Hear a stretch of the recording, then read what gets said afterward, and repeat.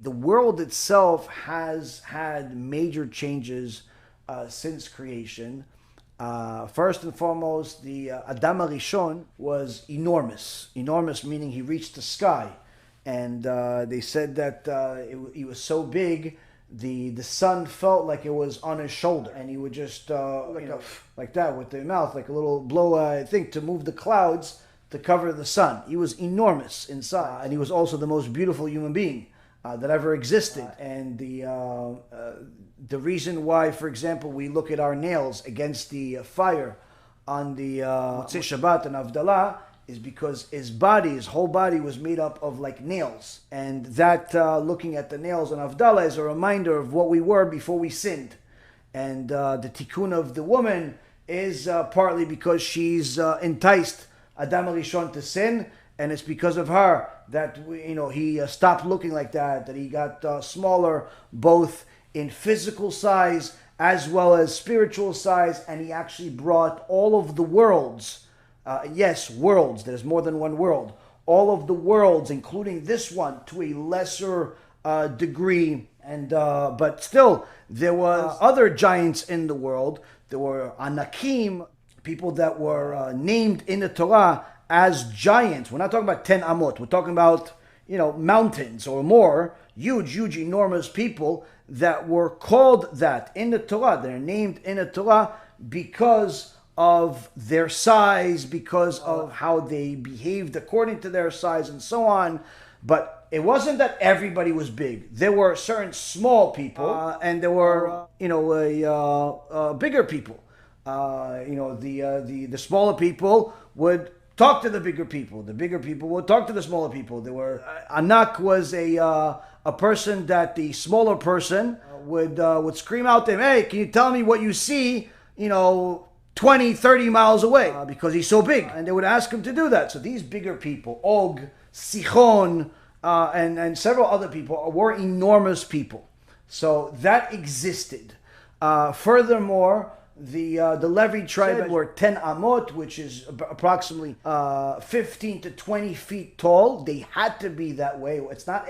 It's not some opinions. It is the opinion that Moshe Rabbeinu was 10 amot, and all of the Levi tribes were 10 amot. There is no other option, and the reason why is because in order for them to lift the Mishkan, because of the measurements of the Mishkan, in order for it not to hit the ground, they had to be that tall. If they were a foot shorter, it would hit the floor. And of course, that would create death penalties like nobody's business. So they had to be that tall. It's not like it's some people think. No, this is it. I know it's hard for people to accept because they're used to the biggest thing they see is maybe 7 feet tall basketball player or something.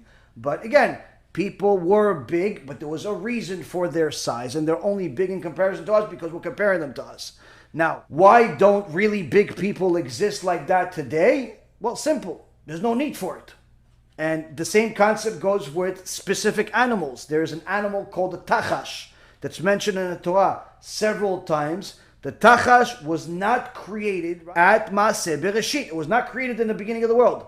It was actually created at Mount Sinai, meaning this was an exceptional animal created at an exceptional time. Why? Because it was needed at that time. And as soon as it was no longer needed, it was extinct. And Tachash was a beautiful animal, had a rainbow skin, was something out of this world, it's just simply something that is unbelievable, put it that way. But it was extinct. Not because it was hunted, not because it didn't eat right, not because there was a plague, not because of any other reason other than the fact that the boss, Hashem, no longer needed it in the world. And the same goes with other animals, and the same thing goes with other physical abilities. You'll see in the Gemara, there's certain sages that talk about how there was a sage, when there was a fire in his house, he grabbed 2 people, put them under his arms, and started running out of the house with them. Do you know anybody in the world that can grab 2 grown men and run with them? We're not talking about running with them hand in hand like little kids, yay, no. We're talking about holding them like a sack of potatoes under his arms and running with them to save their life. You know anybody in the world that can do that, especially an old man? No.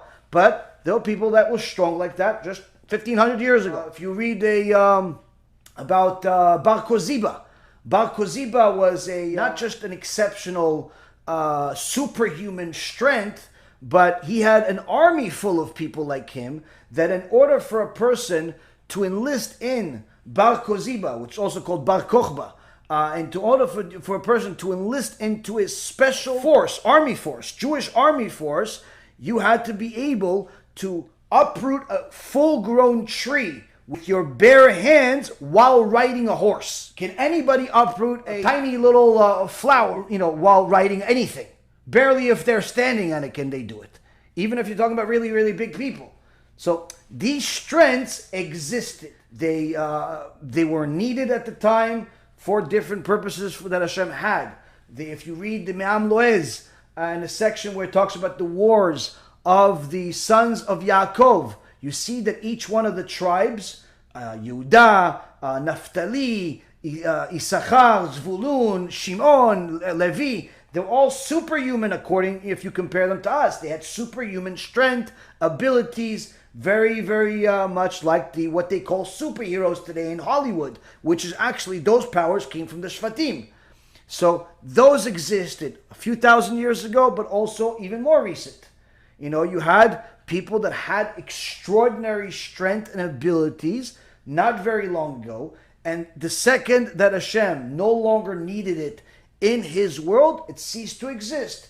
When he needs it again to be in the world, meaning he desires for it to be in the world because there's going to be a benefit to it, it'll come back. When is that going to be? Mashiach. Mashiach is going to have superhuman strength far beyond any other human that ever existed before, because he will have a need to do such things. Moshe Rabbeinu also had superhuman strength that's beyond what our comprehension is.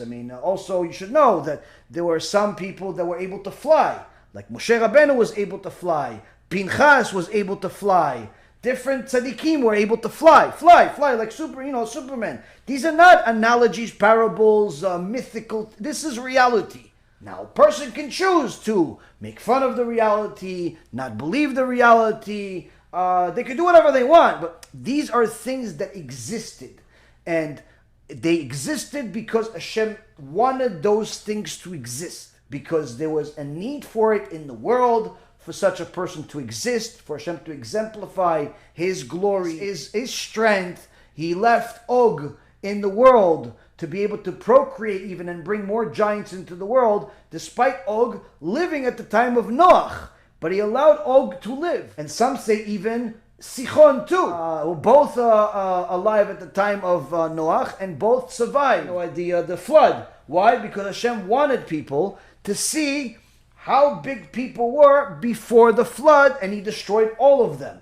And Og and Sichon were the smallest of all the giants, yet they were enormous. So there was a need for it, if you will, in the world of Hashem. There was a need for it. There was a need for, Moshe Rabbeinu to have superhuman strength at times, to be able to not only beat 10 amot, but the Gemara says that his staff was 10 amot, was also the same height as him.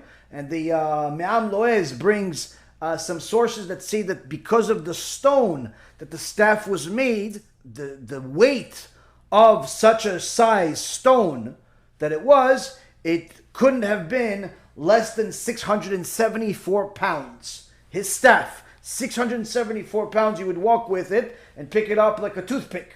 And he was able to jump in the air 10 amot, meaning he jumped his own height. He was able to fly 2 at different times. But anybody that can jump their own height, even the biggest, best basketball player in the world cannot jump their own height. They can jump high, they can jump far, but they can't jump their own height. These things existed, and they even existed at exceptional times not that long ago. There was Rav Masoud Al-Fasi.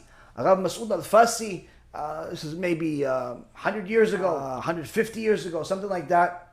Moroccan Rav that was traveling from Morocco to Eretz Yisrael, and was with a group of people. And long story short, the group left him behind because he was observant of Shabbat, and he ended up riding a lion to on his back like a horse. Why?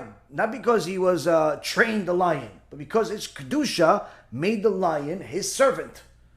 So these things existed, and believe it or not, some things still exist.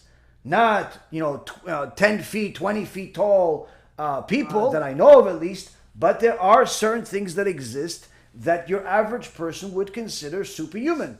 A person can say something and certain things could happen. A person can touch something and certain things could happen.